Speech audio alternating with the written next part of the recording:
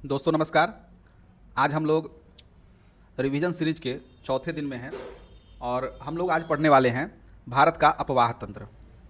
तो सबसे पहले इसे देखें कि अपवाह तंत्र इसे यहाँ पर दो वर्गों में विभाजित किया गया है। दो वर्गों में इसे विभाजित किया गया है। एक है क्रमवर्ती, दूसरा है अक्रमवर्ती। ठीक है। तो क्रमवर्ती का अर्थ क्या होता है? जो नदियाँ ढाल के अनुरूप प्रवाहित होती है, जो नदियाँ ढाल जिस प्रकार से है उस प्रकार से प्रवाहित होती है, तो इसे क्रमवर्ती कहा जाता है। और इस क्रमवर्ती तंत्र को दो भागों में बांटा गया है। एक है अनुवर्ती और दूसरा है परवर्ती। ठीक है। अनुवर्ती नदियाँ क्या है? तो ये सामान्य ढाल व संरचना के अनुसार प्रवाहित होती है, जैसे गोदावरी, कृष्णा, कावेरी, ये सभी। और परवर्ती नदियाँ क्या है? परवर्ती नदियाँ वे हैं अनुवर्ती नदियों के बाद उत्पन्न तथा कटकों के अक्षों के अनुसार उसका अनुसरण करने वाली नदियाँ और मुख्य धारा से समकोण पर मिलती है। जैसे अगर मुख्य धारा इस प्रकार से है तो सीधे सीधे ऐसे मिलती है।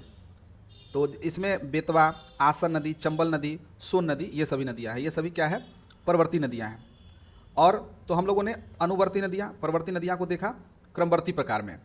अब देखिए अक्रमवर्ती क्या है? तो अक्रमवर्ती का अर्थ होता है कि जो नदियाँ प्रादेशिक ढाल का अनुरूप प्रवाहित नहीं होती है। जैसा कि आप देखिए क्रमवर्ती का अर्थ क्या होता है? जो नदियाँ ढाल के अनुरूप प्रवाहित होती है वह क्रमवर्ती है। अक्रमवर्ती का अर्थ क्या हुआ कि जो नदियाँ प्रादेशिक ढाल के अनुरूप प्रवाहित नहीं होती है तो वे नदियाँ अक्रमवर्ती कहलाती है।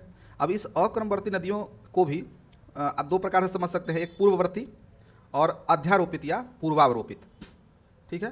पूर्वारोपित क्या है और पूर्ववर्ती क्या है, इसे हम लोग देखते हैं। तो देखिए जो अक्रमवर्ती प्रकार का है, पूर्ववर्ती नदियाँ किसे कहते हैं? हिमालय के निर्माण से पहले से बहती है और आज पर्वतों को काट कर उसी दिशा में बहती है, जिसमें सिंधु, ब्रह्मपुत्रा, सतलज, ये सभी पूर्ववर्ती नदियाँ हैं। अर्थात ये पहले से प्रवाहित होने वाली नदियाँ हैं और ये क्या है कि हिमालय का निर्माण हुआ उससे पहले से ही यह नदियाँ बह रही है।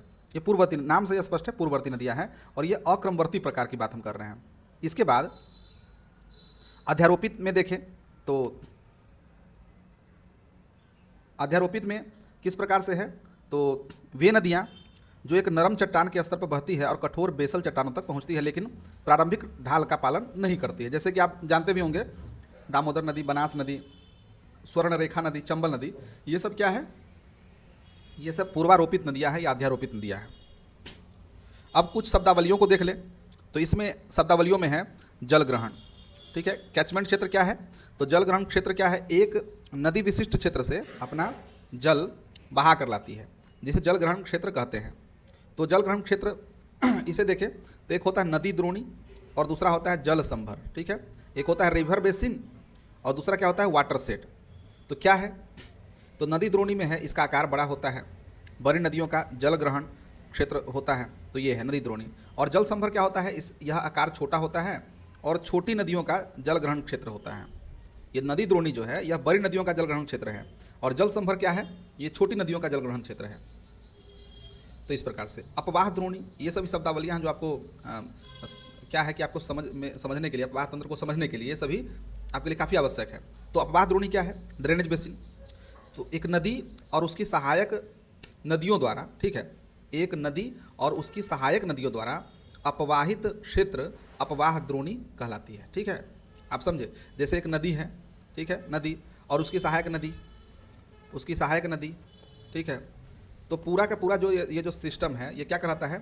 ये ड्रेनेज बेसिन कहलाता है, यानी कि अपवाह द्रोणी कहलाता है। अपवाह तंत्र क्या है? तो नदियों की उत्पत्ति व समय के साथ उसके विकास से संबंधित यह अपवाह तंत्र है। अपवाह प्रतिरूप देखें तो अपवाह प्रतिरूप किस किस प्रकार का होता है? तो एक है डेंड्रेटिक पैटर्न, यानी कि वृक्षाकार प्रतिरूप। वृक्षाकार प्रतिरूप क्या है? जो पेड़ के शाखाओं के अनुरूप प्रतिरूप बनाए गए होते हैं वह वृक्षाकार प्रतिरूप है। ठीक है। इस प्रकार से जो आप देख रहे हैं इधर, ठीक है, सहायक नदियां हैं, ये मुख्य नदी है और तो इस प्रकार से वृक्षाकार प्रतिरूप बनाई जा रही है। तो ये है डेंड्रेटिक ड्रेनेज।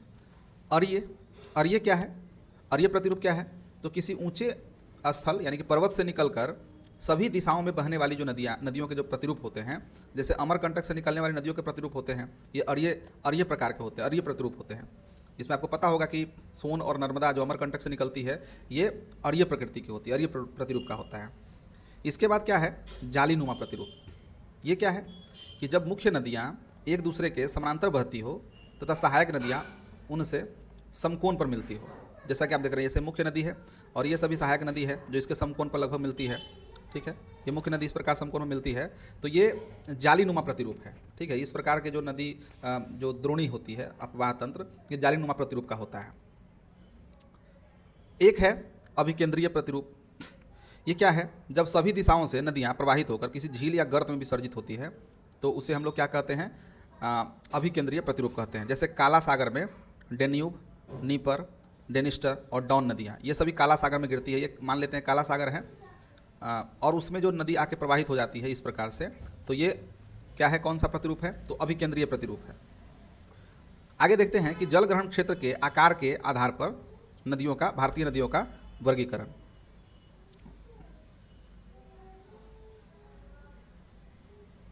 तो किस प्रकार से है?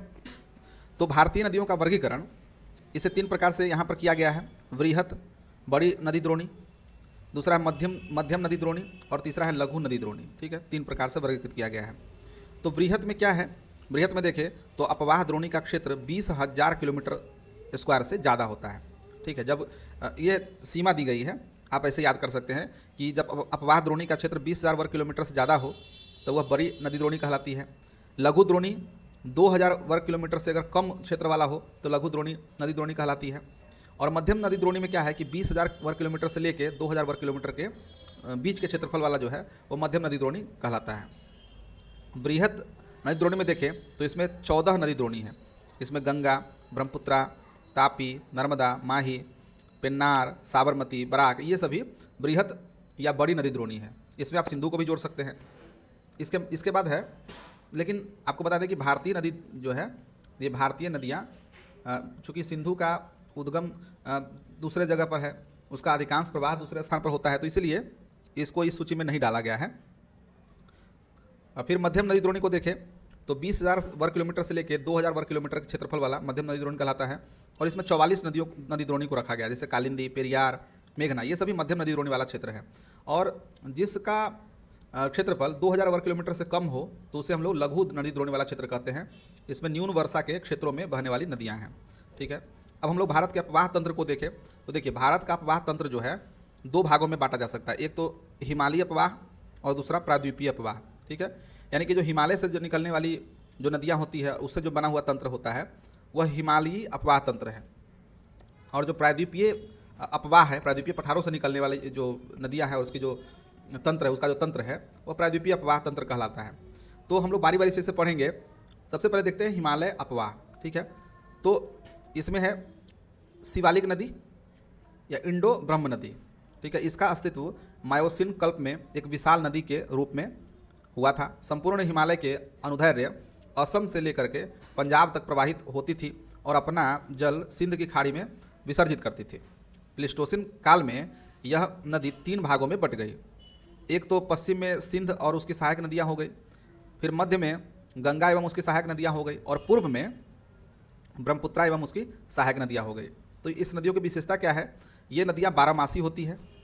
ये नदियाँ महाखड्डों यानी कि गौर्ज का निर्माण करती है। ये नदियाँ अपने पर्वतीय मार्ग में वी शेप्ड घाटी बनाती है, जैसे कि ऐसे उतार फिर चढ़ाव, इस तरह से वी शेप्ड घाटी बनाती है। क्षिप्रिकाएँ वो जलप्रपात भी बनाती है। ठीक है, तो ये नदियाँ अपने पर्वतीय मार्ग में वी शेप्ड घाटी, क्षिप्रिकाएँ और जलप्रपात ये सभी बनाती है। कौन सी नदी की बात हो रही है? तो ये हो रही है शिवालिक नदी या इंडो ब्रह्म नदी कहें, जो हिमालय से निकलने वाली नदियाँ हैं। और निक्षेपण में देखें तो निक्षेपण आकृति देखें तो समतल घाटी, गोखुर झील, गुम्फित वाहिकाएँ, डेल्टा ये सभी बनाती है। ठीक है, निक्षेपण आकृति में देखें तो समतल घाटी का भी निर्माण करती है, गोखुर झील का निर्माण करती है, गुम्फित वाहिकाओं का निर्माण करती है, डेल्टा भी बनाती है। हिमालय अपवाह तंत्र की नदियों को देखें तो सबसे पहले सिंधु नदी को हम लोग देखते हैं। तो सिंधु नदी तंत्र का द्रोणी जो है वह लगभग 11.65 लाख वर्ग किलोमीटर है। ठीक है, और लंबाई में कहें तो 2880 किलोमीटर है, लेकिन भारत में इसकी लंबाई मात्र 1114 किलोमीटर है। ठीक है, कुल सिंधु नदी की कुल लंबाई देखें 2880 किलोमीटर है, भारत में इसकी लंबाई 1114 किलोमीटर है। उद्गम देखें तो उद्गम कैलाश पर्वत श्रेणी में बोखरचू, याद रखें बोखरचू हिमनद से, तिब्बत में इसे सिंगी खनबान या शेरमुख कहते हैं। ठीक है, मुहाना देखें तो कहाँ पर जाकर गिरता है? तो कराची के पूरब में अरब सागर में जाकर के यह मिल जाती है, अरब माने सागर से। तो मुहाना इसका जो है कराची के पूर्व में अरब सागर में है। लद्दाख व जास्कर, ठीक है, लद्दाख व जास्कर के बीच उत्तर पश्चिम दिशा में प्रवाहित होते हुए लद्दाख व गिलगिट से होकर प्रवाहित होती है। सिंधु नदी पाकिस्तान में चिल्लस के निकट दर्दिस्तान प्रदेश में प्रवेश करती है, ठीक है। सिंधु नदी पाकिस्तान में चिल्लस के निकट दर्दिस्तान प्रदेश में प्रवेश करती है। बाई सहायिका देखें तो इसमें जो कौन कौन सी है, तो झेलम, चेनाब, रावी, ब्यास, सतलज, ठीक है। झेलम, चेनाब, रावी, ब्यास, सतलज, ये इस प्रकार से बाईं तरफ से आकर के मिलती है, ठीक है, बाईं तरफ से आकर मिलती है। अर्थात पंचनद में सतलज सबसे अंत में और डायरेक्ट सिंधु में मिलती है। पंचनद नदियाँ आपस में मिलकर पाकिस्तान में मिठानकोट या मिथनकोट के पास सिंधु नदी में जाकर के मिल जाती है। सिंधु नदी के दाएं तट पर लेह स्थित है, ठीक है। इसको देखें, इससे आपको ज़्यादा समझ में आएगा। देखिए बोखरचू से निकल करके गिलगित नदी, काबुल नदी यहाँ पर मिलती हुई आगे इस तरह से प्रवाहित होती है, ठीक है। बाईं से मतलब उधर से अगर चले, इधर चलती है तो बाईं से जो मिलती है वह नदियाँ इस प्रकार से है, ए बी सी डी, हाँ एक ये भी है। तो इस प्रकार से ये सहायक नदियाँ हैं। तो एक है तो ये झेलम है, ठीक है, झेलम है। बी में कहे तो चेनाब है, ठीक है, चेनाब है। चेनाब के बाद क्या है, तो रावी नदी है, ठीक है। इसके बाद जो है ये डी जो आप देख रहे हैं ये ब्यास है। और एक और नदी है यहाँ पर नहीं दिया गया है, एक और नदी है जो सतलज है, ठीक है। तो झेलम, चेनाब, रावी, ब्यास, सतलज, ये मुझे लगता है कि इस तरह से होना चाहिए। ये आपका ये रावी नदी है, ठीक है, ये रावी नदी है। आप फिर से देखें, झेलम हो गया, ठीक है, और चेनाब इसकी सबसे जो लंबी नदी है ये चेनाब है, सहायक नदी चेनाब हो गया। चेनाब में आकर के रावी नदी मिलती है, ठीक है, रावी। उसके बाद ये ब्यास नदी है, ये ब्यास नदी है, ठीक है, ये ब्यास नदी है। और ये जो जा रही है आप जो देख रहे हैं ये सतलज नदी है, ठीक है। तो इस प्रकार से झेलम, चेनाब, रावी, ब्यास और सतलज, तो इस प्रकार से जो है आप सिंधु नदी का तंत्र आपने देखा। तो अगर आपसे सहायक नदियों के बारे में पूछा जाए कि सहायक नदियाँ कौन कौन सी है, तो आप इस तरह से बता सकते हैं कि दाईं सहायिका देखें तो काबुल, कुर्रम, तोची, गोमल, बिबुआ, ठीक है, संगर, श्योक, 8 संगर, श्योक नदी, ये सब कुछ जो है नदी है जो काफ़ी इंपॉर्टेंट है, आपको याद रखना होगा। जैसे काबुल, कुर्रम, गोमल, श्योक, ये सभी नदियां हैं जो दाईं सहायिका है। बाईं सहायिका हम लोग देखें ही पंचनद है, झेलम, चेनाब, रावी, ब्यास, सतलज। झेलम, चेनाब, रावी, ब्यास और सतलज। झेलम को देखें तो झेलम क्या है, तो इसका उद्गम देखें तो बेरीनाग झील से होता है। इसका उद्गम पीर पंजाल के गिरिपद में बेरीनाग झील से होता है। और यह नदी मिलती कहाँ है, तो झंग पाकिस्तान में चेनाब से जाकर के मिल जाती है। तो झेलम कहाँ से मिलती है, चेनाब से मिल जाती है। श्रीनगर में विसर्प बनाते हुए यह बहती है, बुलर झील से भी प्रवाहित होती है। मंगला डैम पाकिस्तान में, ठीक है, पाकिस्तान में झेलम नदी पर है, याद रखेंगे, मंगला डैम पाकिस्तान में झेलम नदी पर है। बुलर झील के मुहाने पर तुलबुल परियोजना इसी नदी पर है, इसी नदी मतलब कि झेलम नदी पर है। उड़ी परियोजना ये भी झेलम नदी पर है। अब हम लोग देखिए चेनाब के बारे में। तो देखिए चेनाब किस प्रकार से निर्मित हुआ है, तो चंद्र तथा भागा 2 नदियां हैं, ठीक है, चंद्र तथा भागा 2 नदियां हैं, हिमालय के केलांग के निकट तांडी में बनती है। ये जो तांडी स्थल है, इधर से चंद्रा आती है, इधर से भागा आती है। ये चंद्रा और भागा मिल करके तांडी में एक नदी निर्मित करती है, जिसको हम लोग क्या बोलते हैं, चेनाब कहते हैं। इसे चंद्रभागा के नाम से भी जाना जाता है। भारत में इसकी लंबाई 1180 किलोमीटर है। यह सिंधु की सबसे बड़ी सहायिका है, याद रखेंगे। भारत में सिंधु की सबसे बड़ी सहायिका कहें तो कौन सी है, तो ये है चेनाब नदी, नहीं सॉरी माफ़ कीजिए, झेलम नदी है, चेनाब नदी क्या है, सतलज से पंजाब प्रांत हड़ी के पत्तन यानी कि इंडिया पाकिस्तान में मिलती है जाकर के। चेनाब पर स्थित प्रमुख जल विद्युत परियोजना देखें, जम्मू कश्मीर में देखें तो सलाल बांध है, बगलीहार बांध है और दुलहस्ती परियोजना है। ये रियासी जिला है, ठीक है, रियासी जिला और जम्मू कश्मीर में सलाल बांध है यहाँ पर। रामबन जिला जो है वो जम्मू कश्मीर, बगलीहार बांध है यहाँ पर। और दुलहस्ती परियोजना किश्तवाड़ा जिला में है, जम्मू कश्मीर में। तो ये सभी चेनाब पर स्थित जल विद्युत परियोजनाएं हैं। अब देखिए पीर पंजाल पर्वत श्रेणी के समानांतर पश्चिम दिशा में बहती हुई किश्तवाड़ के निकट पीर पंजाल में गहरा गौर्ज बनाती है। यह असनूर के निकट मैदान में प्रवेश करती है। तो हमने चेनाब पढ़ा। अब देख लेते हैं झेलम, चेनाब। अब रावी है, तो रावी को देखें तो रावी नदी किस प्रकार से है, हिमाचल प्रदेश के कुल्लू पहाड़ी में रोहतांग दर्रे के पश्चिम से निकलती है। यह हिमाचल के चंबा घाटी में बहती है। यह पाकिस्तान में सराय सिंधु के पास चेनाब में जाकर के मिलती है। अभी देख रहे हैं कि सभी नदियाँ कहाँ जाकर मिल रही है, चेनाब में। यह पीर पंजाल और धौलाधर के बीच प्रवाहित होती है। याद रखेंगे, पीर पंजाल और धौलाधर श्रेणी के बीच जो है प्रवाहित होने वाली नदी कौन सी है, रावी है। प्रमुख बांध देखें तो रंजीत सागर बांध यानी कि थीम बांध, चमेरा बांध, शाहपुर कंडी बांध, ये सभी बांध है जो रावी नदी से संबंधित है। ब्यास नदी को देखें तो इसका उद्गम रोहतांग दर्रे के निकट ब्यास कुंड है, 4000 मीटर ऊंचाई से ये इसका उद्गम है। ठीक है, हिमाचल के कुल्लू घाटी से यह प्रवाहित होती है। हिमाचल के कुल्लू घाटी से यह प्रवाहित होती है। यह धौलाधर श्रेणी में काती और लाड़गी में गौर्ज का निर्माण करती है। महाखड्ड कहें या गौर्ज का निर्माण करती है।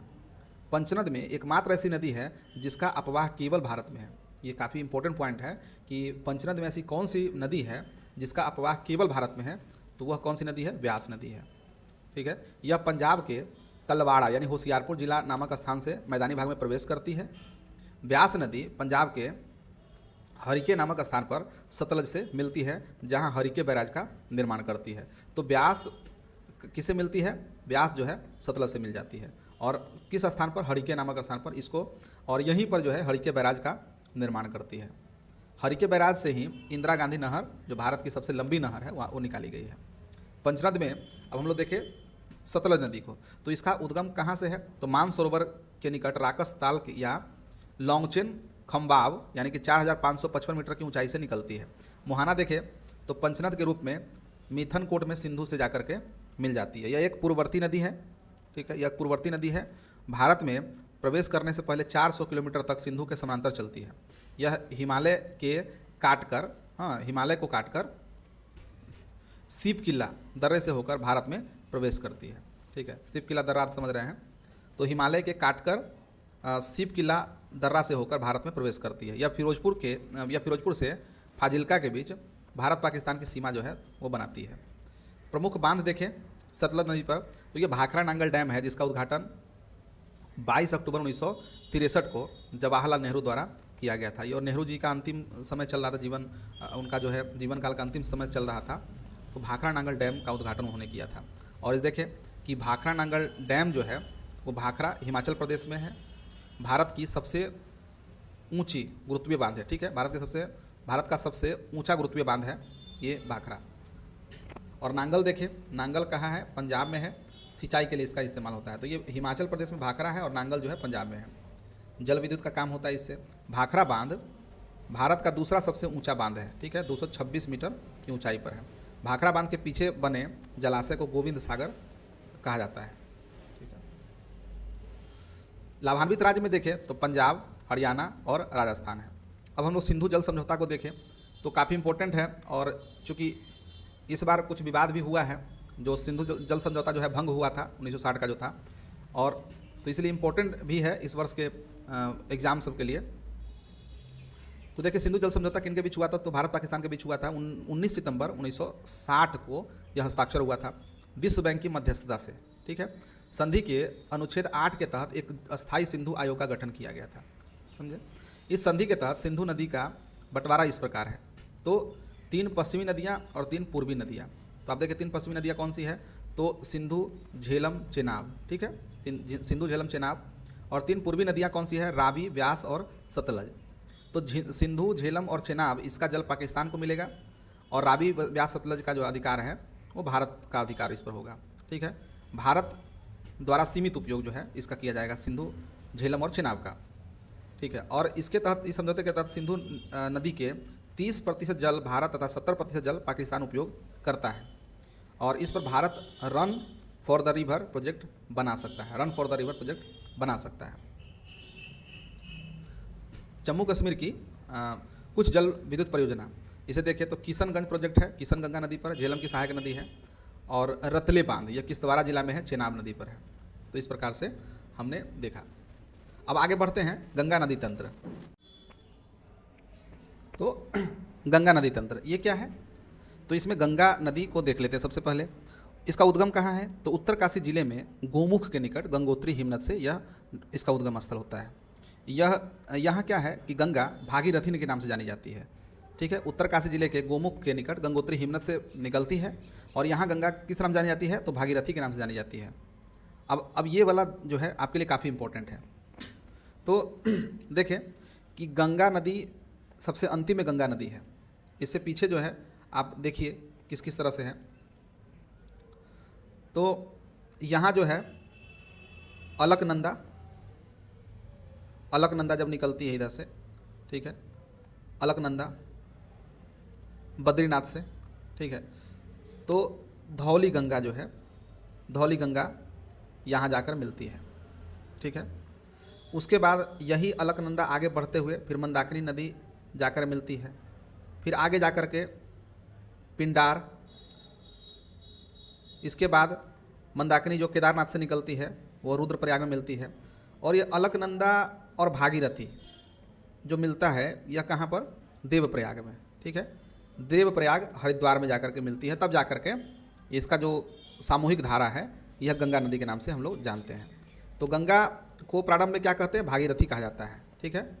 और बाकी जो पीछे आप जो देख रहे हैं अलकनंदा का यह प्रवाह है, ठीक है, जो विभिन्न विभिन्न स्थानों से विभिन्न प्रकार की नदियाँ जो है आके मिलती रहती है, ठीक। तो ये मैप जरूर याद रखें। आगे देखते हैं गंगा नदी क्या है कि गंगा नदी हरिद्वार में मैदानी भाग में प्रवेश करती है। गंगा नदी की लंबाई 2525 किलोमीटर है। गंगा नदी द्रोणी का आकार 8.6 लाख वर्ग किलोमीटर है। यह भारत की सबसे लंबी तथा सबसे बड़ा अपवाह तंत्र है। भारत की बात करें तो वर्ष 2008 में गंगा नदी को राष्ट्रीय नदी का दर्जा मिला था, ठीक है। वर्ष 2017 में उत्तराखंड उच्च न्यायालय द्वारा जीवित मानव का दर्जा गंगा नदी को मिला है। गंगा नदी बिहार के 12 जिलों से गुजरती है। याद रखेंगे, गंगा नदी बिहार के 12 जिलों से गुजरती है और यूपी के 28 जिलों से गुजरती है। ये पंचप्रयाग जो आप देख रहे हैं ये यहाँ पर दिया गया है पंचप्रयाग। इसमें क्या है कि ए जो दिया है यह विष्णु प्रयाग है, ठीक है। ए जो यहाँ पर है अलकनंदा से धौली गंगा जो मिलती है कहाँ पर, विष्णु प्रयाग में, ठीक है।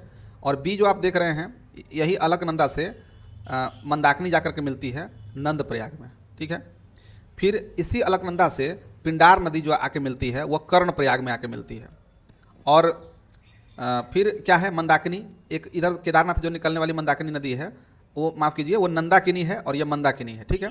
तो केदारनाथ से जो मंदाकिनी नदी निकलती है वह रुद्रप्रयाग में जाकर के यह मिलती है अलकनंदा में, ठीक है। और लास्ट में जो गंगोत्री से निकलने वाली जो भागीरथी है वह जाकर के अलकनंदा में मिलती है, वो देवप्रयाग में। तो याद रखेंगे विष्णु प्रयाग, नंद प्रयाग, कर्ण प्रयाग, रुद्रप्रयाग और देवप्रयाग। इस प्रकार से आप सीरियल नंबर में याद कर सकते हैं। सबसे पहले विष्णु, ठीक है, विष्णु, इसके बाद नंद, इसके बाद कर्ण, उसके बाद रुद्र, उसके बाद देव। तो ये सभी प्रयागों को जरूर आप ध्यान में रखिएगा।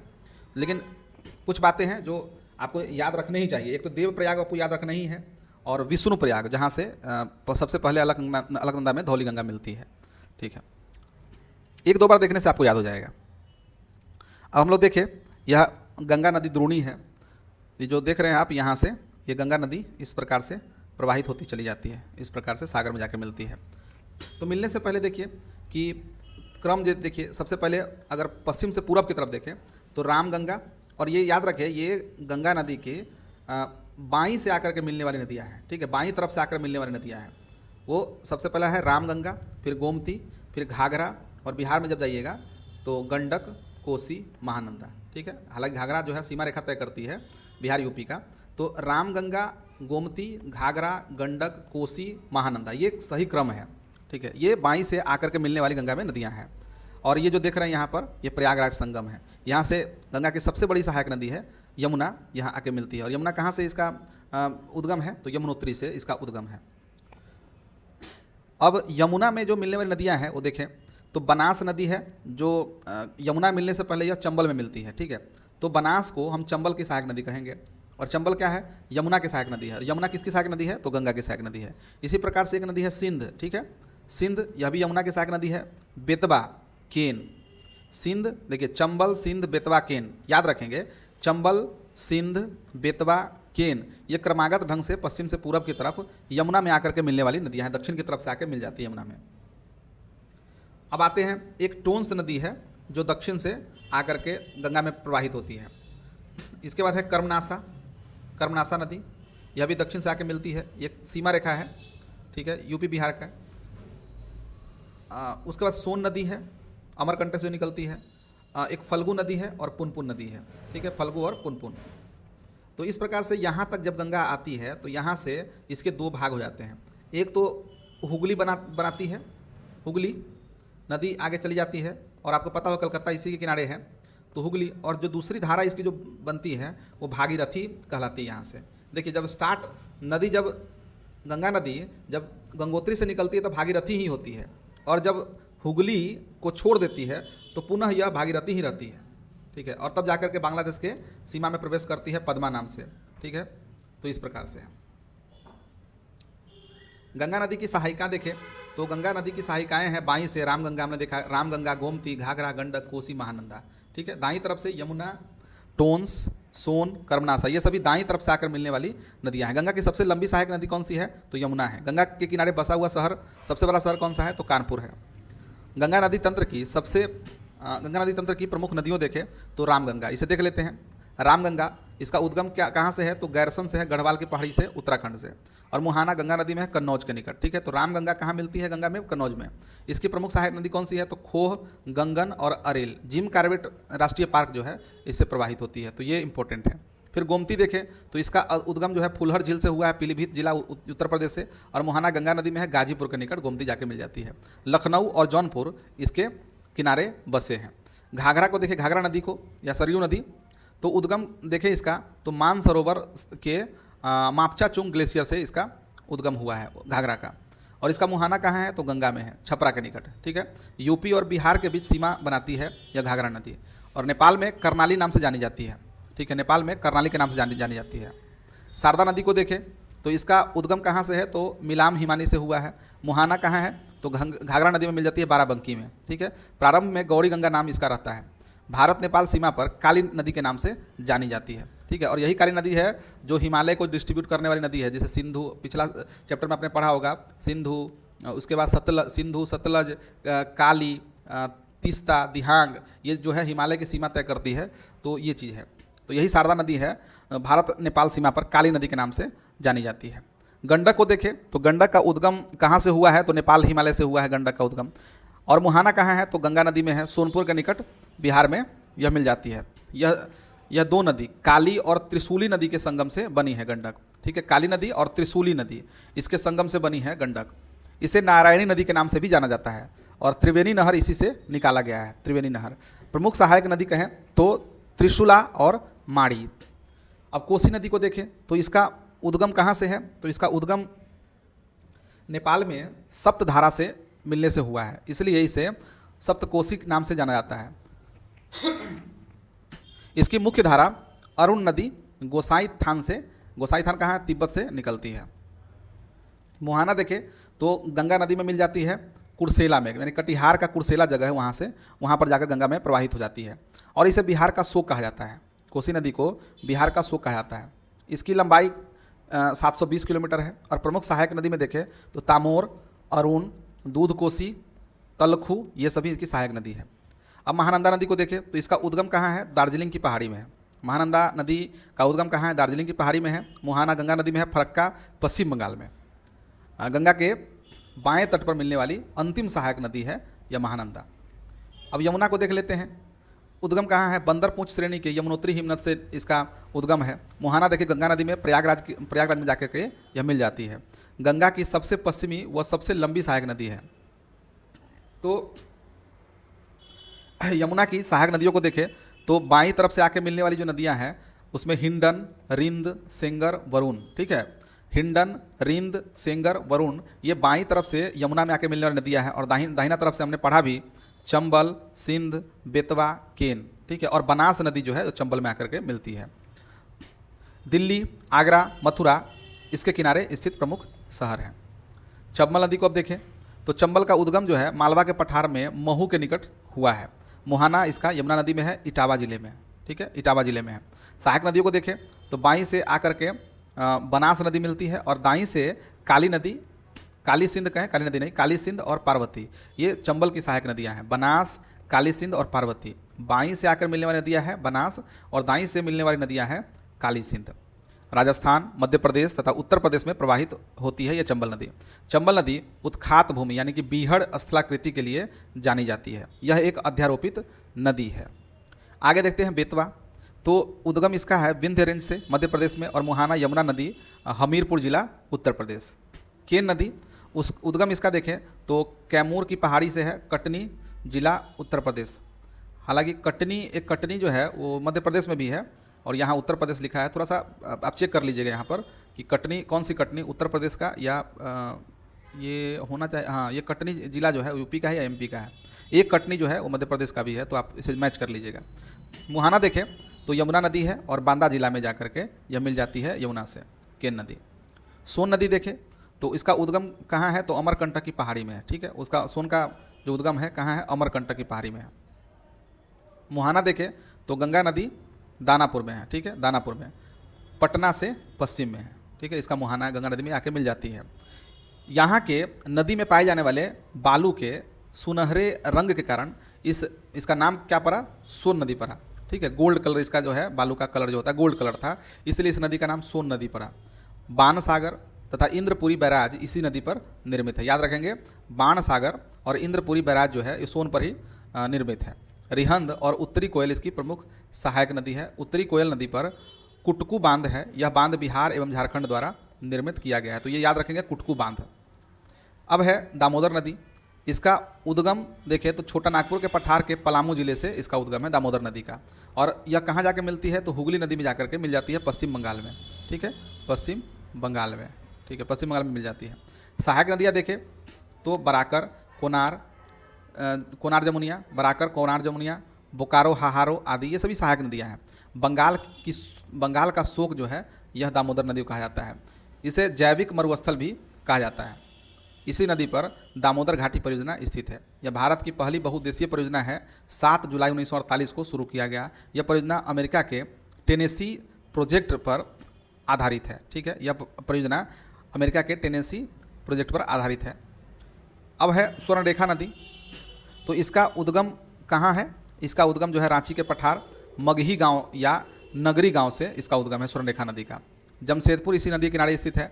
मुहाना देखें तो बंगाल की खाड़ी में तलसारी के पास उड़ीसा से इसका मुहाना है। ठीक है, प्रमुख सहायक नदी को देखें तो खड़कई, राड़ू और कांची ये सहायक नदियां हैं। और आपको पता होगा कि स्वर्णरेखा नदी के मुहाने के पास से ही पूर्वी घाट प्रारंभ होता है, ये आप ध्यान रखिएगा। इस पर झारखंड में चांडिल बांध बनाया गया है। ठीक है, और इसमें स्वर्ण के कण मिलने के कारण इसका स्वर्ण रेखा नाम पड़ा है। हुंड्रू जलप्रपात इसी नदी पर स्थित है। अब हम लोगों ने गंगा नदी को पढ़ा, सिंधु नदी तंत्र को पढ़ा, अब ब्रह्मपुत्रा नदी तंत्र को हम लोग पढ़ते हैं। तो ब्रह्मपुत्रा नदी के बारे में देखें तो इसका उद्गम जो है वो मानसरोवर झील के पास कैलाश श्रेणी के चेमांग युंगडुंग ग्लेशियर से हुआ है। मुहाना इसका बंगाल की खाड़ी में है। ब्रह्मपुत्रा नदी के स्थानीय नाम देखें तो तिब्बत में इसे यारलुंग सांगपो यानी कि अर्धशोधक या यारलुंग जंगबो कहा जाता है तिब्बत में। अरुणाचल में इसे सांग या दिसंग या दिहांग इन नामों से जाना जाता है अरुणाचल में। असम में इसे ब्रह्मपुत्रा के नाम से जाना जाता है और बांग्लादेश में जाकर के यह जमुना नदी से जानी जाती है यह नदी। ठीक है, तो इस प्रकार से ये देखें ब्रह्मपुत्रा इस प्रकार से आती है तिब्बत होते हुए और यह प्रवेश करती है नॉर्थ ईस्ट में अरुणाचल प्रदेश में, और इस प्रकार से असम पूरे असम में प्रवाहित होती हुई जाकर के ये बांग्लादेश में प्रवेश करती है। ये है यह नदी नामचा बरवा के निकट हिमालय को काटते हुए गहरे गौर्ज का निर्माण करती है। ठीक है, यह नदी नामचा बरवा के निकट हिमालय को काटते हुए गहरे गौर्ज का निर्माण करते हुए भारत में प्रवेश करती है। इसकी कुल लंबाई 2900 किलोमीटर है। भारत में कुल लंबाई 916 किलोमीटर है। असम में लंबाई 750 किलोमीटर है। धुबरी या ग्वालपारा के निकट यह बांग्लादेश में पहुंचती है। ठीक है, धुबरी या ग्वालपारा के निकट यह बांग्लादेश में पहुंचती है। ब्रह्मपुत्रा नदी पर ही विश्व का सबसे बड़ा नदी द्वीप माजुली, ठीक है, माजुली स्थित है। राष्ट्रीय जलमार्ग संख्या 2 जो सादिया से धुबरी तक ये है वो ब्रह्मपुत्रा नदी पर ही है। राष्ट्रीय जलमार्ग 1 इलाहाबाद से हल्दिया गंगा नदी पर है, याद रखेंगे। राष्ट्रीय जलमार्ग 2 ये ब्रह्मपुत्रा नदी पर है, और राष्ट्रीय जलमार्ग संख्या 1 जो इलाहाबाद से हल्दिया तक है, हल्दिया वेस्ट बंगाल में है, तो ये गंगा नदी पर स्थित है। ब्रह्मपुत्रा नदी को देखें तो भारत में बात करें तो इसका प्रवाह इस तरह से है, और इसमें कौन कौन सी नदियाँ हैं जो इसकी सहायक नदियाँ हैं, तो दाई सहायिका को देखें तो तीस्ता, ये सिलीगुड़ी सिक्किम के पास है। तीस्ता, संकोस, मानस, कामेंग, सुबनसरी, और ये जो कामेंग और सुबनसरी के बीच जो है वो माजुली द्वीप पड़ता है। ठीक है, ये भी इंपॉर्टेंट बात है। ठीक है, दाई सहायिका में कामेंग सुबनसरी के बीच और बाई सहायिका में धनसिरी और दिसांग के बीच स्थित यह माजुली द्वीप है। इसके बाद सियांग है। ये सभी क्या है, दाई सहायिका है। बाई सहायिका को देखें तो ये मेघना जाके मिलती है, फिर कोपिली, धनसिरी, दिसांग, लोहित। ठीक है, तो इस प्रकार से जो मिलती है बाई सहायिका है। और दिबांग, इसकी जो ये जो बीच वाली जो मेन धारा है, यह दिबांग नाम से जानी जाती है अरुणाचल प्रदेश में। तीस्ता नदी को देखें तो इसका उद्गम कहाँ है, उत्तरी सिक्किम, यानी कि सो लामो से हुआ है। सो लामो से, यानी ये सो लामो ये तिब्बती नाम है, तो इसलिए आप समझे इसका उद्गम कहाँ से, उत्तरी सिक्किम से है। रंगीत नदी एक प्रमुख सहायिका है जो त्रिवेणी नामक स्थान पर तीस्ता नदी में मिलती है। फिर एक ब्रह्मपुत्रा की सहायक नदी है मानस नदी। इसका उद्गम देखें तो दक्षिणी भूटान से इसका उद्गम है। इसका मुहाना जोगी घोपा में ब्रह्मपुत्रा नदी से मिल जाती है, जोगी घोपा से। मानस राष्ट्रीय उद्यान से यह गुजरती है। कामेंग नदी को देखें तो इसका उद्गम पूर्वी हिमालय के तवांग पर्वत से है। कामेंग नदी, ठीक है, पूर्वी हिमालय के तवांग पर्वत से है, अरुणाचल प्रदेश और असम में प्रवाहित होती है। मुहाना इसका देखें तो तेजपुर में ब्रह्मपुत्रा नदी में मिल जाती है। कौन सी नदी है, कामेंग नदी। संकोस नदी देखें तो उत्तरी भूटान से निकलती है, असम में ब्रह्मपुत्रा से मिलती है। लोहित, इसका उद्गम पूर्वी तिब्बत से और मिसमी पहाड़ी से होकर यह जो है गुजरती है। कौन सी है, लोहित नदी है। और इसे खूनी नदी भी कहा जाता है, लोहित को खूनी नदी भी कहा जाता है। अब हम लोग देखते हैं कि प्रायद्वीपीय नदियाँ। ठीक है, प्रायद्वीपीय नदियाँ, इसमें क्या है कि कुछ नदियाँ जो है वो अरब सागर में गिरती है और कुछ बंगाल की खाड़ी में गिरती हैं। तो प्रायद्वीपीय भारत की नदियों में देखें तो अरब सागर में गिरने वाली नदियों को देखें तो इसमें है नर्मदा, तापी, महानदी, साबरमती, पेरियार, मांडवी, जुआरी। ये सभी क्या है, अरब सागर में गिरने वाली नदियाँ हैं। बंगाली खाड़ी में गिरने वाली नदियाँ देखें तो गोदावरी, महानदी, कृष्णा, कावेरी, जो महत्वपूर्ण नदियाँ हैं वो बंगाली खाड़ी में गिरती है। महानदी को देखें तो महानदी, इसका उद्गम ये सिहावा की पहाड़ी छत्तीसगढ़ में जो है ना, इसका उद्गम जो है सिहावा की पहाड़ी छत्तीसगढ़ से इसका उद्गम है। मुहाना इसका देखें तो पाराद्वीप बंगाली खाड़ी उड़ीसा में है। लंबाई देखें तो 851 किलोमीटर है। जल ग्रहण क्षेत्र 1,42,000 वर्ग किलोमीटर में है। ठीक है, 1.42 लाख किलोमीटर स्क्वायर में इसका जल ग्रहण क्षेत्र है। इसका अपवाह द्रोणी देखें तो 53% भाग जो है मध्य प्रदेश में एवं छत्तीसगढ़ तथा 47% भाग जो है उड़ीसा में है।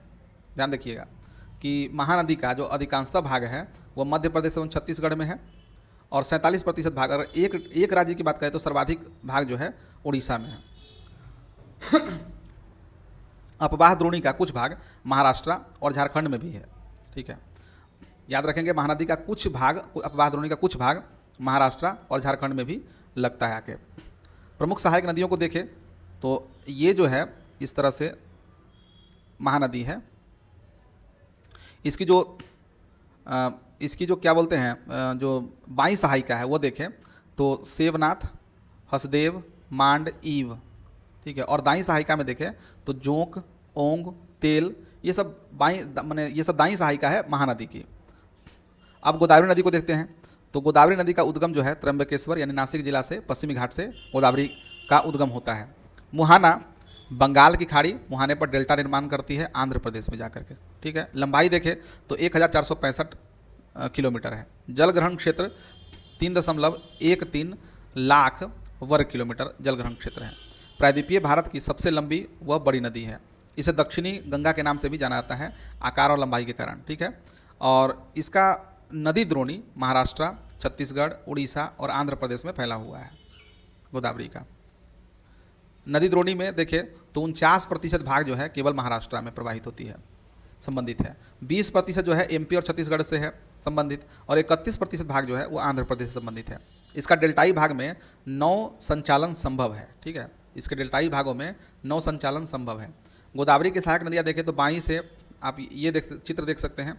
बाईं से जैसे देखिए प्रवाह तो इस तरह से है, इस तरह से है, इस तरह से। तो बाईं ओर से पूर्णा, पेनगंगा, वर्धा, बेनगंगा। ठीक है, ये पेनगंगा बेनगंगा आके वर्धा मिलती है। ठीक है, तो ये नदी है। इसके बाद है इंद्रावती है, सबरी है। ये सभी कहाँ से मिलती है, वो बाईं तरफ से। दाहिनी तरफ से देखिए तो प्रवरा है, मांजरा है, राजमुंदी है यहाँ पर, तो ये यहाँ पर आकर डेल्टा बनाती है। तो ये गोदावरी नदी को हमने पढ़ा। अब हम लोग देखते हैं कृष्णा नदी को। तो इसका उद्गम देखिए तो महाबलेश्वर सह्याद्री में इसका उद्गम है महाराष्ट्र से। मुहाना देखें तो बंगाल की खाड़ी आंध्र प्रदेश से। लंबाई 1401 किलोमीटर है।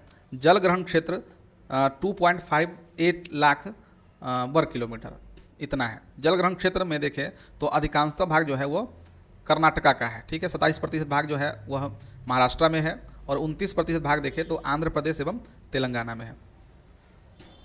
और ये जो आप देख रहे हैं ये कृष्णा नदी का, तो कृष्णा नदी के जो सहायक नदियां हैं उसे आप देखें तो बाईं तरफ से आने वाली भीमा और मूसी, ठीक है। और बता दें कि मूसी जो है हैदराबाद मूसी नदी के किनारे ही है। इसके बाद दक्षिण से आने वाली जो सहायक नदियां हैं कोयना, वरुणा, मालप्रभा, तुंगभद्रा। देखिए तुंगभद्रा काफ़ी इंपॉर्टेंट रिवर है, इसकी सहायक नदी है कृष्णा की। तो प्रायद्वीपीय भारत की दूसरी सबसे बड़ी नदी कौन सी है, कृष्णा है। सहायक नदियों में देखें तो तुंगभद्रा, भीमा, कोयना, घाटप्रभा, मालप्रभा, मूसी, पंचगंगा और दूधगंगा, ये सभी सहायक नदियां हैं। तुंगभद्रा सबसे बड़ी सहायक नदी है। कावेरी नदी को देखें तो इसका उद्गम ब्रह्मगिरी पहाड़ी से हुआ है, कर्नाटक को कोगड़ू जिला से। मुहाना इसका बंगाली खाड़ी तमिलनाडु में है और लंबाई देखें तो 800 किलोमीटर इसकी लंबाई है। जल स्तर अन्य प्रायद्वीपीय नदियों की अपेक्षा कम उतार चढ़ाव होता है। इसका कारण इसके ऊपरी जलग्रहण क्षेत्र में दक्षिण पश्चिम मानसून और निम्न क्षेत्रों में उत्तर पूर्वी मानसून से वर्षा प्राप्त होती है। जल ग्रहण क्षेत्र को देखें तो इतना क्षेत्र है 81,155 वर्ग किलोमीटर है, जिसमें 56% भाग जो है तमिलनाडु में है, 41% भाग जो है कर्नाटका में और 3% भाग जो है वो केरला में है, ठीक है। इसकी सहायक नदी को देखें तो हेमावती, सिमसा, अक्रवती, डेरंगी इत्यादि। और दक्षिणी में दाईं तरफ से देखें तो काबिनी, भवानी, अमरावती, लक्ष्मण तीर्थ, ये सभी नदियां सहायक नदियां हैं। इस नदी द्वारा श्रीरंगपट्टनम एवं शिव समुद्र नामक 2 नदी द्वीप का निर्माण होता है। तो ये थी कावेरी नदी। कुछ नोट्स में देख ले तो दामोदर, कोयल तथा सुवर्ण रेखा नदी छोटा नागपुर पठार से निकलती है। दामोदर, कोयल और सुवर्ण रेखा नदी छोटा नागपुर पठार से निकलती है। लूनी, बनास तथा साबरमती ये अरावली से निकलती है। अब हम लोग देख लेते हैं कि जो नदी पश्चिम से बहती पश्चिम की ओर बहने वाली नदी है जो अरब सागर में गिरती है उस नदियों को, तो इसमें सबसे प्रमुख नदी है नर्मदा। इसका उद्गम होता है, हमने पहले ही पढ़ा है, अमरकंटक की पहाड़ी से मध्य प्रदेश में। मुहाना खंभात की खाड़ी अरब सागर में जाकर के मिलती है। लंबाई 1312 किलोमीटर है। जल ग्रहण क्षेत्र कहें तो 98 कितना है 98.79 हजार वर्ग किलोमीटर, लगभग 99,000 वर्ग किलोमीटर इसका जल ग्रहण क्षेत्र है। इसका नदी बेसिन मध्य प्रदेश, गुजरात, महाराष्ट्र, छत्तीसगढ़ का थोड़ा सा हिस्सा है। ये आपसे पूछा जा सकता है कि क्या नर्मदा नदी छत्तीसगढ़ कुछ हिस्से से प्रवाहित होती है, तो इसका उत्तर हाँ होगा। इसके उत्तर में देखें तो विंध्याचल श्रेणी है और दक्षिण में सतपुरा श्रेणी, यानी कि विंध्याचल श्रेणी और सतपुरा श्रेणी के बीच से होकर के नर्मदा प्रवाहित होती है। इसके द्वारा गॉर्ज का निर्माण किया जाता है। जबलपुर के निकट धुआंधार जलप्रपात जो है यह नर्मदा से ही संबंधित है।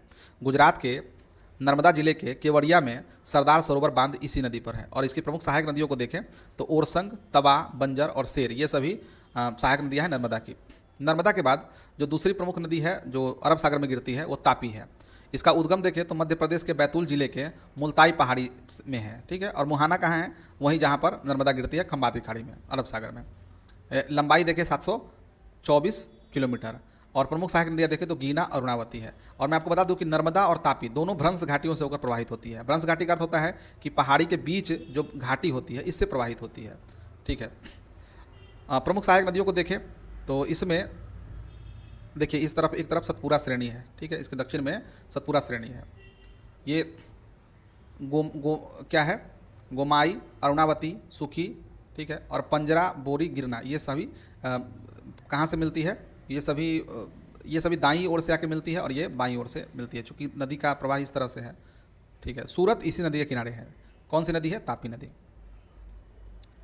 अब अन्य नदियों को देखें तो इसमें एक नदी है लूनी नदी, ठीक है। यह अंतः स्थलीय नदी या भूमि बंधित नदी है। अर्थात भूमि बंधित नदी का अर्थ क्या होता है कि यह जो है अरब सागर तक या बंगाली खाड़ी तक यानी सागर तक नहीं पहुंचती है। राजस्थान का सबसे बड़ा नदी तंत्र जो है यह लूनी नदी बनाता है। जोजड़ी, सागी, जवाई, सुकड़ी, बांडी, ये सभी इसकी सहायक नदियाँ हैं। उद्गम स्थल को देखें तो इसका उद्गम अरावली श्रेणी के नाग पहाड़ी से इसका हुआ है अजमेर में, ठीक है। और मुहाना इसका कहा है कच्छ के रण में यह विलीन हो जाती है। इसे रेगिस्तान की गंगा भी कहते हैं, लूनी को।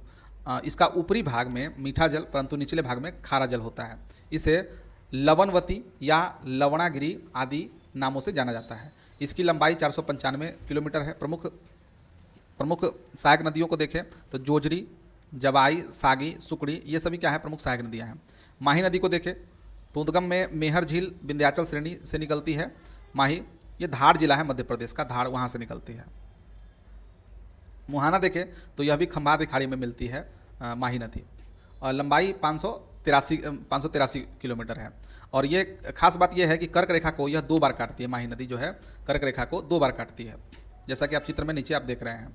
इस तरह से मिलती खंभात खाड़ी में है, निकलती है यहाँ मेहर झील से, और अनास, मोरेन, सोम, जासम, ये सभी क्या है, इसकी सहायक नदियाँ हैं, ठीक है। तो ये है माही नदी। साबरमती नदी को देखें तो साबरमती का उद्गम अरावली से हुआ है, उदयपुर जिला राजस्थान से, और मुहाना इसका खंभाती खाड़ी अरब सागर में ही जाकर के यह मिलती है। लंबाई इसकी है 371 किलोमीटर। सहायक नदियाँ देखें तो वाकल, हाथमती, सेई, हरना इत्यादि। पश्चिम की ओर बहने वाली छोटी नदियाँ देखें तो पश्चिम की ओर बहने वाली छोटी नदियाँ ढाडर है, कालिंदी है, सारावती है, भरतपुझा है, पेरियार है, वैतरना है, जो पश्चिम की ओर इस तरह से बहती है अरब सागर में। पूरब की ओर बहने वाली नदियाँ जो है छोटी नदियाँ तो स्वर्ण रेखा है, बैतरनी है, ब्राह्मणी है, पेन्नार है और पालार है। गोवा की प्रमुख नदियों को देखें तो जुआरी और मांडवी, याद रखेंगे गोवा की प्रमुख सहायक नदियाँ हैं जुआरी और मांडवी, ये गोवा की प्रमुख सहायक नदियाँ हैं। केरल की प्रमुख नदियों को देखें तो एक तो है पेरियार नदी, केरल की सबसे लंबी नदी है 244 किलोमीटर, और भरतपुझा, ठीक है। भरतपुझा केरल में लंबाई 209 किलोमीटर और कुल लंबाई 250 किलोमीटर है। उस हिसाब से यह पहले स्थान पर हो जाएगी भरतपुझा। जल ग्रहण क्षेत्र के आधार पर प्रायद्वीपीय नदियों का क्रम देखें तो सबसे अधिक हम क्या देख रहे हैं, ये गोदावरी नदी, ठीक है। उसके बाद कृष्णा नदी, उसका महानदी, नर्मदा नदी, कावेरी नदी और ताप्ती नदी। इस प्रकार से प्रायद्वीपीय नदी का क्रम है। सबसे पहले स्थान पर गोदावरी नदी है, उसका कृष्णा नदी है, तीसरे स्थान पर महानदी है, चौथे स्थान पर नर्मदा है, फिर कावेरी है और फिर ताप्ती है। गोदावरी नदी का जलग्रहण क्षेत्र 3.13 लाख वर्ग किलोमीटर है, कृष्णा नदी का 2.5 लाख वर्ग किलोमीटर है, महानदी का 1.42 लाख वर्ग किलोमीटर है, नर्मदा नदी का 98,796 वर्ग किलोमीटर है, कावेरी का 81,115 वर्ग किलोमीटर है, ताप्ती का 65,145 वर्ग किलोमीटर है। तो ये जलग्रहण के आधार पर प्रायद्वीपीय नदियों का क्रम है। तो हम लोगों ने नदियों को पूरा किया। अब हम लोग झील के बारे में देख लेते हैं। तो झील होता क्या है, तो स्थिर जलीय निकाय जो चारों तरफ से स्थलों से घिरा हुआ उसको झील कहा जाता है। तो झीलों के प्रमुख प्रकार किस प्रकार है, तो प्रकार किस तरह से होते हैं, तो एक है विवर्तनिक झील, इसका निर्माण धरातल के एक बड़े भाग के धंसने या उठने से हुआ है, जैसे बुलर झील को देख लें आप, ठीक है, तो ये विवर्तनिक झील है। दूसरा है हिमानी निर्मित झील, ऐसी झीलों का निर्माण हिमनद के अपरदन से होता है, जैसे राकस ताल, भीम ताल, रूपकुंड, ये सभी है। लैगून झील को देखें तो जब समुद्र जल का कुछ भाग बालू, चट्टान या प्रवाल भित्ति के द्वारा मुख्य जल से होने से इसका निर्माण होता है, जैसे कि देखें चिल्का, पुलिकट इत्यादि। वायु निर्मित झील देखें तो रेगिस्तान में जहां हवा द्वारा सतह की मिट्टी को उड़ाकर ले जाने से इस प्रकार के झीलों का निर्माण होता है, ऐसे झीलों को प्लाया कहते हैं। ध्यान से सुनिए कि प्लाया का मतलब कि प्लाया हमने पहले भी पढ़ा है कि रेगिस्तान में जहाँ हवा द्वारा सतह की मिट्टी को उड़ाकर दूर लेके जाया जाता है, इस प्रकार झील का निर्माण होता है, इसे प्लाया कहते हैं। डेल्टाई झील किसे कहते हैं, तो डेल्टाई प्रदेशों में इसका निर्माण होता है, जैसे कोलेरू झील, ठीक है। कोलेरू झील जो है वो डेल्टाई झील का उदाहरण है। अब देख लेते हैं कि भारत की प्रमुख झीलें कौन कौन सी है। तो वुलर झील भारत की सबसे बड़े मीठे पानी की झील है जम्मू कश्मीर में। जम्मू कश्मीर में डल झील, वेरीनाग झील, जानसर झील, शेषनाग झील, ये सभी जम्मू कश्मीर में है। गोविंद सागर झील क्या है, तो भारत की सबसे बड़ी कृत्रिम झील है हिमाचल प्रदेश में, और भाखड़ा डैम के पीछे यह स्थित है। हरियाणा में देखें तो सुकना झील और बड़खल झील स्थित है। चिल्का झील देखें तो भारत की सबसे बड़ी लैगून झील के साथ ही सबसे बड़ा खारे पानी का झील है, उड़ीसा में अवस्थित है। 1981 में रामसर साइट के रूप में इसे शामिल किया गया था। 1987 में पक्षी अभयारण्य घोषित किया गया है। इसी में नालाबाना द्वीप है, याद रखेंगे नालाबाना द्वीप किस में स्थित है, चिल्का झील में स्थित है। अब पुलिकट झील को देखें तो आंध्र प्रदेश और तमिलनाडु के सीमा पर अधिकांश भाग आंध्र प्रदेश में है, यह एक लैगून झील है, ठीक है। श्री हरिकोटा द्वीप इस झील के किनारे पर स्थित है, जिन पर सतीश धवन अंतरिक्ष केंद्र स्थित है। कोलेरू झील को देखें तो आंध्र प्रदेश में स्थित है, मीठे पानी की झील है। कृष्णा नदी की सहायक नदियों द्वारा जल का भरण होता है, यह एक विवर्तनिक झील है। उस्मान झील को देखें तो उस्मान झील क्या है, तो कृत्रिम झील है, यह हैदराबाद में अब मूसी नदी पर निर्मित बांध के पीछे यह बना हुआ है। लोनार झील को देखें तो महाराष्ट्र के बुल्ढाना जिले में स्थित है, यह एक क्रेटर झील है जिसका निर्माण उल्का पिंड के टकराने से हुआ है। हेलो आर्किया सूक्ष्मजीव के कारण पानी का रंग गुलाबी हो गया। लोकटक झील को देखें तो मणिपुर में मीठे पानी की झील है यह, और इसमें केबुल लामजाओ द्वीप है जिस पर विश्व का एकमात्र तैरता हुआ राष्ट्रीय park Keibul Lamjao national park है। संगाई हिरन का एकमात्र प्राकृतिक आवास है यह लोकटक झील। ये केबुल लामजाओ, माफ कीजिए, केबुल लामजाओ है संगाई हिरन का क्षेत्र। यहाँ फुमडी वनस्पति पाई जाती है। सांभर झील को देखें तो राजस्थान में स्थित है। भारत का सबसे बड़ा अंतःस्थलीय खाड़ी पानी का झील है। अंतःस्थलीय खारे पानी का झील कौन सा है? तो ये सांभर झील है। भारत का दूसरा सबसे बड़ा खारे पानी का झील है यह। पहले स्थान पर कौन सा है? तो चिल्का है। यहाँ से भारत के कुल नमक उत्पादन का 10% उत्पादित किया जाता है। ठीक है। अब है वेम्बनाड झील, यह केरला में है। वेम्बनाड झील कहाँ है? केरला में है। भारत का सबसे लंबा झील है। यह 96.5 वर्ग किलोमीटर का क्षेत्र है। यह जो है ये लंबाई दिया गया है, माफ कीजिए, लंबाई दिया गया 96.5 किलोमीटर। इसमें कुमार कोम पक्षी अभ्यारण्य स्थित है। इसमें पेरियार व पंबा अपना जल प्रवाहित करने वाली प्रमुख नदियाँ हैं, पेरियार और पंबा। इसी में नेहरू ट्रॉफी नौकायन प्रतियोगिता ओणम पर्व के अवसर पर प्रतिवर्ष आयोजित होती है। इसे स्थानीय भाषा में वल्लाम कल्ली कहते हैं। राजस्थान की झील देखें तो सांभर झील जयपुर में, डिडवाना झील नागौर में, पुष्कर पंचप्रदा झील नागपहाड़ी में, नक्की झील माउंट आबू में। पंजाब की प्रमुख झीलों को देखो तो कांजली, हड़िके, रोपण। आगे है उमियम झील मेघालय में, चोलामो झील सिक्किम में, पैंगोंगसो लद्दाख में और सोमोरिरी ये भी लद्दाख में है। भारत की सबसे ऊंची झील चोलामो झील लगभग 5330 मीटर है। इसका अन्य नाम सोलामो झील भी कहा जाता है। यह सिक्किम में स्थित है। भारत की सबसे लंबी झील वेम्बनाड झील 96.5 किलोमीटर है। भारत की सबसे बड़ी झील चिल्का झील है। साथ ही भारत की सबसे बड़ी तटीय लैगून स्थित ये लैगून झील है। यह दुनिया की सबसे बड़ी खारे पानी का लैगून झील है। भारत की सबसे बड़ी अंतःस्थलीय खारे पानी की झील सांभर झील है। ठीक है। नोट में देखें, रूपकुंड झील कहाँ है? उत्तराखंड में। सूरजकुंड झील कहाँ है? हरियाणा में। चपनाला झील कहाँ है? असम में। काली वैली झील है तमिलनाडु में। कांवड़ झील को देख ले, बिहार बेगूसराय में स्थित है। यह बिहार का प्रथम रामसर साइट है। यह गोखुड़ झील है। ठीक है, गोखुड़ झील है। और अनुपम झील कैमूर में स्थित है। अनुपम झील कहाँ है? कैमूर में स्थित है। मानव निर्मित झीलों को देखें तो गोविंद बल्लभ पंत सागर झील उत्तर प्रदेश रिहा नदी पर है। गोविंद सागर ये हिमाचल प्रदेश भाखड़ा डैम पर है, डैम के पीछे है। राणा प्रताप सागर राजस्थान में है। नागार्जुन सागर आंध्र प्रदेश और तेलंगाना में है, कृष्णा नदी पर है डैम बना हुआ है। स्टेनले सागर तमिलनाडु में है, कावेरी पर मेट्टूर डैम है। पेरियार झील केरल में है। अन्य झीलों को देखें तो रुद्र सागर झील त्रिपुरा में, रेणुका झील हिमाचल प्रदेश में, संस्थाम कोटा झील केरल में, अंचार झील श्रीनगर जम्मू कश्मीर में है। तो हमने अभी तक झीलों को पढ़ा, नदियों को पढ़ा। अब हम लोग जलप्रपात को देखेंगे। तो भारत के प्रमुख जलप्रपात, इसमें सबसे पहला है कुंचिकल जलप्रपात। ये कर्नाटक के शिमोगा जिला में स्थित है। ठीक है। कुंचिकल जलप्रपात कहाँ है? कर्नाटक के शिमोगा जिला में। ये वाराही नदी पर है और भारत का सबसे ऊंचा जलप्रपात है। ये 455 मीटर इसकी ऊंचाई है, वाराही नदी पर है। इसके बाद जोग जलप्रपात, अन्य नाम देखें तो गरसप और गरसोफा, कर्नाटक नदी पर स्थित है। सरावती नदी पर स्थित है, कर्नाटक में स्थित है और ऊंचाई इसकी 225 मीटर है। चौड़ाई की दृष्टि से कहें तो चौड़ाई की दृष्टि से भारत का सबसे बड़ा जलप्रपात है ये।